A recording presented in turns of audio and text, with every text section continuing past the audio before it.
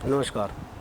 अग्रविजन channel में आपका स्वागत और हार्दिक अभिनंदन। आप देख रहे हैं कार्यक्रम स्वदेश, एक ऐसा कार्यक्रम जिसमें हम बात करते हैं भारत की, भारतीय संस्कृति, भारतीय परंपराओं और उन महान विभूतियों की जिन्होंने देश को किया गौरवान्वित। आज एक विषय ऐसा जो मानव जन जन के लिए बहुत ज़रूरी है। नीलाम भुजशाम मलकोमलांगम सीता समारोह पितवाम भागम पाणो महासायक चार चापम नमामि रामम रघुवंशनाथम। ये रामचरितमानस का वो श्लोक है जिससे मानव सिर्फ मान नहीं वो भगवान के पास तक पहुंच सकता है।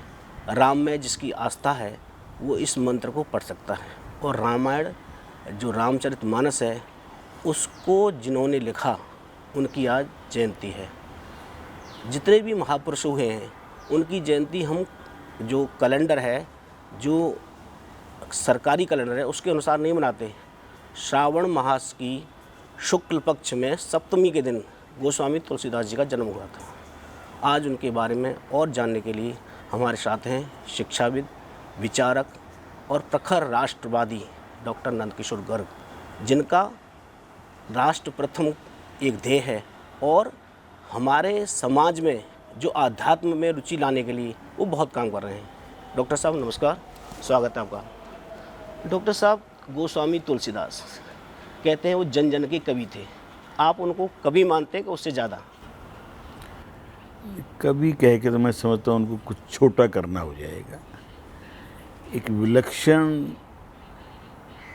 प्रतिभा थी और कैसे वो निखरी।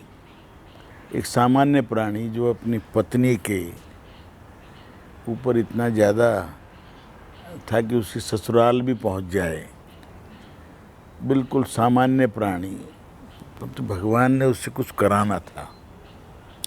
भगवान शिव की कृपा थी, हनुमान की कृपा थी कि एक सामान्य सा ब्राह्मण परिवार में जन्मा, कोई विशेष शिक्षा भी नहीं प्राप्त की, परंतु उनके दिमाग में एक बात थी कि भारत धीरे धीरे, कालखंड का अंदाज़ा लगाइए क्या है, 16वीं शताब्दी, जब भारत में मुग़लों का चरम सीमा पर राज भी है, जुल्म भी हो रहे हैं, भारत के हिंदुओं पर अत्याचार हैं, मास कन्वर्शन है डंडे के जोर से।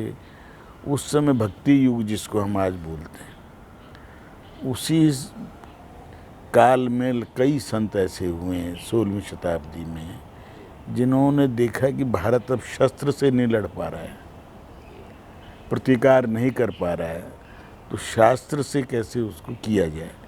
उसके अंदर भाषा हमारी जो संस्कृत थी, जो मूल ग्रंथ हमारे थे, वो संस्कृत भाषा भी 500-600 साल की गुलामी हो चुकी थी, वो भी धीरे धीरे जन जन की भाषा नहीं बची थी, एक एलाइट वर्ग की भाषा बची थी। तो तुलसीदास को लगा कि मैं अपने आराध्य राम को जन जन तक कैसे पहुंचाऊं, क्योंकि संस्कृत उसे आती नहीं, ऊपर मुग़लों का राज्य है जो रोज़ाना हज़ारों लोगों को मारते हैं, काटते हैं और कन्वर्ट करते हैं। उस समय भगवान ने शायद उनको कोई ऐसी प्रेरणा दी कि उनको लगा कि मुझे रामायण को, वाल्मीकि कृत रामायण को सरल सुलभ भाषा में कैसे लोगों तक लिखूं। सोचना तो आसान है, लिखना भी कोई इतना मुश्किल शायद ना हो, परंतु उसको स्वीकार्य कैसे हो। तो तुलसीदास जैसे व्यक्ति ने, जो बाद में तो गोस्वामी संत तुलसीदास हम उनको प्रेम से आदर से बोलते, उन्होंने एक चेष्टा की, शुरुआत की, और बिल्कुल पिछड़ा इलाका है, गंगा यमुना के बीच का इलाका बांदा जिला, जो वहाँ वो पैदा होके इस कार्य को करने की उनको प्रेरणा मिली। वाल्मीकि जी महर्षि हुए हैं, राम के समकालीन हुए हैं, उन्होंने जो लिखा रामायण में वो एक किस्म से आंखों देखा हाल भी कह सकते हैं। रामचरितमानस, रामचंद्र जी चरित्र को आम जन जन की भाषा में, अवधि में उन्होंने लिखा। वो इतना आम भाषा में, जिस प्रांत जहाँ वो रहते हैं तो अवधी भाषा मूल रूप से उस हिंदी भी नहीं कह सकते उसको आप, ब्रज भाषा से भी थोड़ी अलग है, परंतु उन्होंने उसको अवधी में ही लिखा है क्योंकि वो अवध के रहने वाले राम थे और वो भी लगभग बराबर से के हिस्से के थे। तो बहुत प्रयासपूर्वक उन्होंने उसको लिखा, परंतु उन्होंने कुछ चीज़ों की सावधानियां की कि वो अपने आराध्य को फिर से अलग भी नहीं देखना चाह रहे हैं, इसलिए उन्होंने बाद वाला जो हिस्सा सीता को पुनर्वाले को वो नहीं दिया। जैसे रामायण में जो कांड हैं, 8 कांड हैं, जो लव कुश कांड जो रामचरितमानस में नहीं है। इसीलिए कि वो कहते मैं अपने आराध्य को, अपने भगवान की श्रेणी में जिसको पहुंचाया राम को उन्होंने, उसको मैं फिर से अलग नहीं करूंगा। अभी देखो कितनी बड़ी बात है कि उन्होंने राम को सामान्य जनों तक पहुंचाकर प्रचलित कैसे करें। पहले तो लोग मानने को तैयार नहीं थे कि ये शुद्ध है या नहीं, ट्रांसलेशन तो नहीं थी वो, क्योंकि उनको तो वो संस्कृत भी ज़्यादा नहीं आती थी। जब रामायण लिखी थी तो काफ़ी जो अलग अलग धर्म के लोगों ने उनको कहा कि ये रामायण कुछ नहीं है, तो उसकी एक बार परीक्षा ली गई थी कि सारी किताबें नीचे रखे। वो शिव भगवान के बनारस में, क्योंकि काशी विद्वानों की नगरी रही, उन्होंने कहा ठीक है सारी पुस्तकें भगवान के मंदिर में रख देते हैं, और यदि भगवान उस पर सही कर देंगे, मतलब हस्ताक्षर कर देंगे, तो हम इसको सच मानेंगे। तो 50 पुस्तक रख दी, सबसे नीचे ही रख दी। तो लोक मान्यता है कि उस पर भगवान शिव ने सही किए, हस्ताक्षर किए और उसको ऑथेंटिकेट कर दिया, कि जो आज की भाषा में जिसको कहें। तो मान्यता तो हो गया, अब नीचे तक पहुंचाऊं कैसे। तो उन्होंने बनारस में ही 1 महीने तक पहली बार राम की लीलाओं को गंगा पार वाले इलाके में, जो आज भी वो प्रचलित है 500 साल होने के, रामलीला खेल के पात्रों को जीवंत करके 1 महीने तक अलग अलग स्थान पर लीलाओं को किया। आज भी बिना, उस समय माइक नहीं है, लाइट नहीं है, तो दिन में होती थी।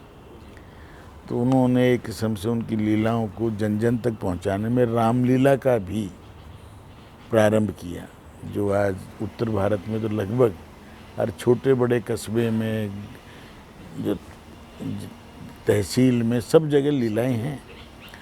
और भारत का कोई ऐसा प्रदेश नहीं है जहां रामायण को अपनी अपनी फिर भाषा में ना लिखा हो। कंब की रामायण मान लो दक्षिण भारत में तमिल में है, बंगला के अंदर डॉक्टर श्यामा प्रसाद मुखर्जी के नाना के परिवार ने ही लिखी, जो आज भी उसी नाम से जानी जाती है। मॉरिशस में तो रामायण, मॉरिशस तो चलो एक ये लेके गए थे गुटका, साथ चले गए थे जो लोग 150-200 साल पहले गए थे, गुयाना, मॉरिशस, फिजी, जो छोटे छोटे देशों में जहाँ भारतीयों को ले गए थे, ये बहका के वहाँ सोना बहुत है और उनसे खेती करानी थी ईख की। ईख मानो इक्ष्वाकु वंश, राम से जुड़ रहा है, तो वो अपने साथ एक रामायण का छोटा गुटका लेके चले गए थे, जिसके कारण वो सनातन परंपरा को आज भी मानते हैं। परंतु दक्षिण पूर्व एशिया, जो तमिलनाडु से जहाँ भी 1000 साल का चोल वंश का राजेंद्र चोल का भी पर्व मनाया प्रधानमंत्री ने जाके, वो लोग समुद्र के जरिए पूरे साउथ ईस्ट एशिया में गए और साथ में फिर राम गए, राम की पूरी वर्णन गए। अलग अलग भाषाओं में थोड़ा थोड़ा परिवर्तन भी हो गया। तो इंडोनेशिया में लगभग रोज़ खेली जाती है। थाईलैंड के राजा आज भी 11वें राम कहलाते हैं। बौद्ध होने के बाद भी राज्याभिषेक होता है और राम दी 11th। लाओस, कंबोडियम सबसे विश्व का सबसे बड़ा मंदिर है अंकोर वाट में। तो पूरे वियतनाम तक, इवन जापान तक वो हमारा असर पहुंचा हुआ है। चाइना के अंदर असर, तिब्बत में तो पूरा ही था। तो राम एक ऐसा व्यापक हो गया, तो उसको मैं आज याद आते हैं डॉक्टर राम मनोहर लोहिया, जो नास्तिक मानते थे अपना आप। उसी क्षेत्र में पैदा हुए, अग्रवाल परिवार में होकर भी बाई चांस अवध प्रांत में ही पैदा हुई। और उन्होंने राम और कृष्ण को 2 चीज़ें कहा कि राम और कृष्ण, मैं उनको महापुरुष मानता हूँ, भारत की आत्मा मानता हूँ, इसलिए उन्होंने रामायण मेला शुरू किया क्यों शुरू किया कि जन जन तक राम जाएं, राम के आदर्श जाएं, और राम को मानने से इस देश के अंदर चरित्रवान लोगों का निर्माण होगा, राष्ट्रभक्त लोगों का निर्माण होगा। और राम राज्य की कल्पना जो गांधी जी ने की, जो हमारे राष्ट्रपिता, कि कैसा राज्य होना चाहिए आज़ादी के बाद, तो उन्होंने एक शब्द में कहा था, राम जैसा। तो राम एक आदर्श पुरुष हैं और आदर्श राजा भी हैं, आदर्श भाई भी हैं और आदर्श दुश्मन भी हैं। उन्होंने राम और शिव का उस समय बड़ा विद्वेष चलता था, मतलब विष्णु को मानने वाले और शिव को मानने वाले आपस में युद्धरत थे भारत में इससे पूर्व में। तो तुलसीदास जी के एक दिन ये भी है कि उन्होंने राम को शिव से जोड़ा, और शिव ने माँ पार्वती को पूर्व जन्म में जब सती थी तो उसको त्यागा। क्यों? कि उन्होंने विश्वास नहीं कर रही थी राम भगवान हैं, और वो सीता का वेश करके उनके सामने चली गई ताकि मैं देखती हूँ वो पहचानते नहीं। तो शिव ने कहा कि तुम मेरी माँ के रूप में आ गए, तो मैं अब आपसे पत्नी वाला व्यवहार नहीं करूँगा। तो उनको अपना शरीर त्यागा, फिर से पार्वती बन के आए। कितना दूर तक का सोचा। और हमने राम को किससे कथाएं सुना रहे, काग से, जीव जंतुओं से। राम को कितना व्यापक स्तर पर लेके गए कि राम की कण कण में व्याप्त हैं। और राम ने अंत में लंबा राज करने के बाद भी सरयू में प्रवेश करके बैकुंठ धाम गए। तो उस अयोध्या को जब सुप्रीम कोर्ट में भी बहस चल रही थी कि राम हुए नहीं हुए, कांग्रेसी सरकार कहीं राम हुए ही नहीं है, राम सेतु मिथ है। पर जब नासा ने कहा कि नहीं वो तो है, आज भी है, कुछ हिस्सा टूटा हुआ है, उसके ऊपर भी जब सुप्रीम कोर्ट ने कहा कि तुलसीदास जी ने क्या लिखा इसमें, अगर हुए थे राम तो तुलसीदास जी ने जरूर कहीं ना कहीं कुछ लिखा होगा। अब तुलसीदास जी ने मानो हनुमान चालीसा लिखा तो सूक्ष्म में सारी चीज़ लाई हैं। सुंदरकांड में तो सारा ये बताते हैं कि उस कांड को इतना विस्तार और उसके ऊपर इतना भाव से है कि राम को व्यापक तत्व के रूप में उन्होंने लिया। शिव राम को अपना देव वो मानते हैं, आराध्य, और राम शिव को। तो रामेश्वरम के अंदर जब स्थापना की लिंग की, उन्होंने कहा शिवद्रोही ममदास कहावा, सो नर मोहि सपने निभावा। अब एक तरफ करुणानिधि का नाम ही भगवान राम पे था और दूसरी तरफ कह रहे राम हुए ही नहीं। तो उस समय भी कहा था कि राम का वही चौपाई जैसे है कि जो राम से द्रोह करेगा उसका वंश में कोई नहीं बचेगा। कितनी बड़ी बात है। करपात्री जी ने जब ये बोट क्लब पे या संसद पे जब किया तो कितना बड़ा शाप दिया था जो आज फलीभूत हो रहा है नेहरू परिवार को। तो तुलसीदास जी ने राम को भगवान के रूप में लाए। और ये लोग कहते हैं ना, राम यदि वन ना गए होते तो भगवान तो नहीं बनते, फिर तो एक सामान्य राजपुरुष थे या राजा के लड़के थे। डॉक्टर सर, रामायण में कई चौपाइयाँ हैं जो हमारे जीवन में, जैसे आप भारतीय ज्ञान परंपरा वाले उसमें गए थे वर्कशॉप में, उसमें काफ़ी चीज़ें उसमें कहा राम एक तत्व है जो हर एक चीज़ विद्यमान है।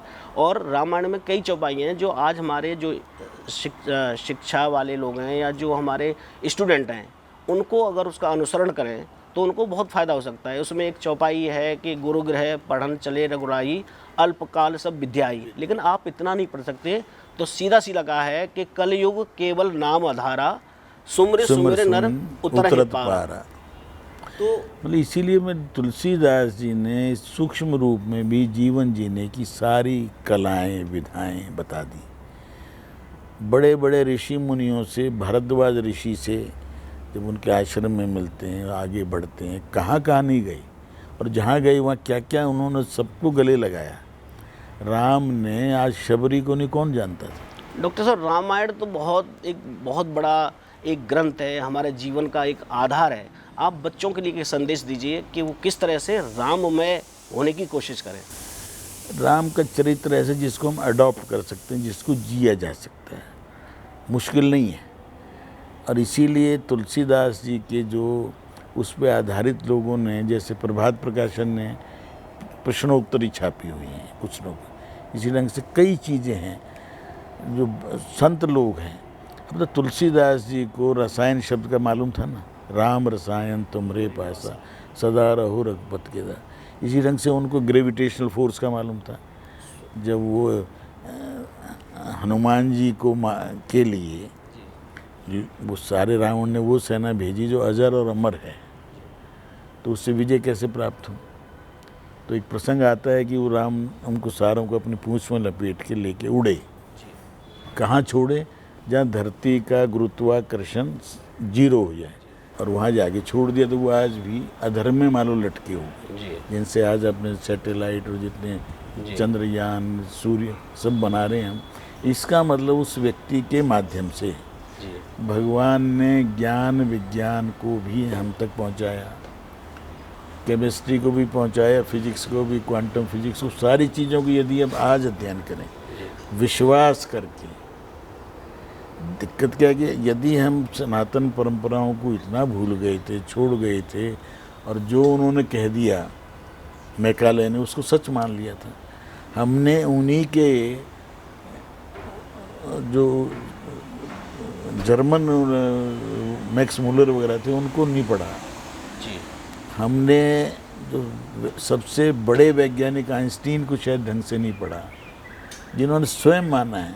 और अभी एक पुस्तक है छात्रों के लिए, मैंने हज़ारों छोटी पुस्तक है, सलील गेवाली की, मेघालय से हैं। उन्होंने भारतीय ज्ञान परंपरा को विदेशों ने कैसे मान्यता दी, किस किस ने उसके बारे में क्या कहा, वो सारी इस पुस्तक में सभी भाषाओं में पढ़नी चाहिए। सलील गेवाली, और मूल रूप से वो कभी शायद नेपाल में पैदा हुए होंगे, मेघालय में रहते। बहुत लोग बहुत काम कर रहे हैं, और सबको जोड़ने का काम राम ने किया। दक्षिण भारत को उत्तर भारत से जोड़ा, जो आज भी लोग भाषा के भेद पर, अन्य भेद पे हमें भिड़ाने की कोशिश करते हैं। और राम को समझाने वाले गोस्वामी तुलसीदास, तो राम को जन जन तक पहुंचाने वाले, राम को भगवान के रूप में स्थापित करने वाले, और हनुमान जी को अजर अमर, जो सीता माँ ने उनको वरदान दिया था, अजर अमर सुत हों। तो ऐसे हनुमान जी उनके परम भक्त राम के, जो राम से भी ज़्यादा जिनके मंदिर हों, ऐसे राम थे जिन्होंने अपने भक्तों को भी आगे बढ़ाया, सबको आदर्श दिए और पूरे भारत को एक किया। तो लोहिया जी क्या कहते हैं, राम वो व्यक्ति जिसने उत्तर भारत दक्षिण भारत को जोड़ा, और कृष्ण वो महामानव थे, यदि भगवान ना भी मानो, जिन्होंने द्वारका से लेकर आसाम तक और पूरे त्रिपुरा तक उनके किए हुए काम, उनके पर कृष्ण को जीना, कृष्ण की नकल करना आसान नहीं है, क्योंकि एक पूरे युग का फर्क है। राम हुए हैं त्रेता में और कृष्ण हुए हैं द्वापर में। राम जो 14 विद्या जानते थे, कृष्ण भगवान 16 विद्या जानते थे। इसलिए कृष्ण का जीवन एक अलग है, उसका अलग उसके ढंग से उन्होंने गीता के माध्यम से जो कुछ कहा, इसीलिए कहते हैं ना, जो महाभारत में नहीं वो कहीं नहीं, जो कोई छुटा हो ऐसा हो ही नहीं सकता। तो राम के आदर्शों पर चलना भारत के लोगों के लिए सरल है, सुलभ है। ज्ञान प्राप्त करने के लिए गुरु के घर जाना, तो गुरु का सम्मान करना, सारी चीज़ें आ जाएंगी। माता पिता के लिए उनकी आज्ञा को पालन करना, और उस माँ को जिसने वो वरदान मांगा, जिसको कैकेयी का नाम शायद कोई नहीं लगता हिंदुस्तान में, उसको पूरा मान सम्मान देना, और अगले जन्म के लिए अश्योर्ड करना कि माँ मैं तेरे गर्भ से पैदा हूँगा, इतना बड़ा आश्वासन देना। और राम के सभी पात्र, रामायण के सभी, उस जीवन में द्वापर में सबको जो जो दिया था आश्वासन, वो भी उन्होंने करके दिखाया। तो इसका मतलब एक युग से दूसरे युग में आने के बाद भी राम ने अपने वचनों को निभाया।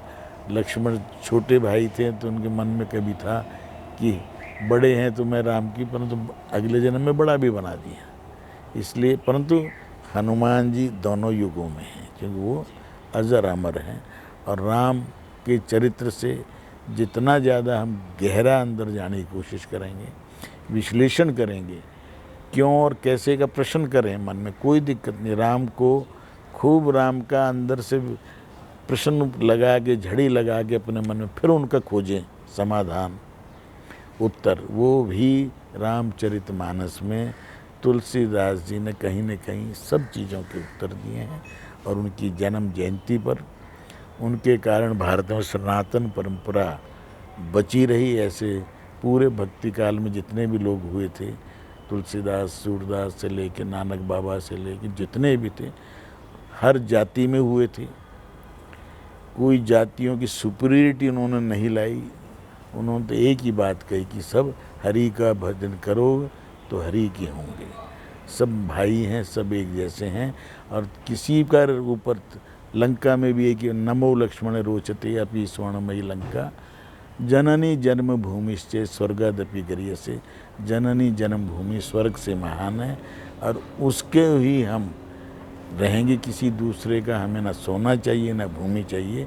उन्हीं आदर्शों पर चलते हुए आज के प्रधानमंत्री जी और वो सब मिलके 11 साल में जो कुछ कर पाए हैं, भगवान उनको और अधिक शक्ति दे, सम्मति दे, और विश्व गुरु बनते हुए भी शक्ति के हम उपासक रहें। जो मोहन भागवत जी ने 2 दिन पहले कहा कि विश्व गुरु बन जाएं और कमज़ोर होंगे तो कोई हमें नहीं पूछेगा, तो शक्तिशाली भी बने। राम ने भी शक्ति की आराधना की तो रावण को परास्त किया था। तो आज के इस विषय पर आपने प्रश्न पूछा, और मैं सभी छात्रों से, पढ़ाने वालों से अनुरोध करूंगा, थोड़ा थोड़ा राम को जाने, पहचाने और राम को जीने का प्रयास करें। धन्यवाद सर। आपदाम पहतारम दातारम सर्वसंपदाम लोकाविरामम श्री रामम भो भो नमाम्यहम्। रामाय रामभद्राय रामचंद्राय वेदसे रघुनाथाय नाथाय सीताया पते नमः। सीता जी और रामचंद्र जी को प्रणाम करते हुए मैं उम्मीद करूंगा, और बच्चों से भी उम्मीद करूंगा, सब लोगों से उम्मीद करेंगे, राम को समझें, राम को जानें, राम के चरित्रों का थोड़ा सा ही आप अनुसरण करोगे तो एक दिन ये देश हमारा अवश्य विश्वगुरु बनेगा। ऐसा मानना है डॉक्टर नंदकिशोर गर्ग जी का। बहुत बहुत धन्यवाद। नमस्कार।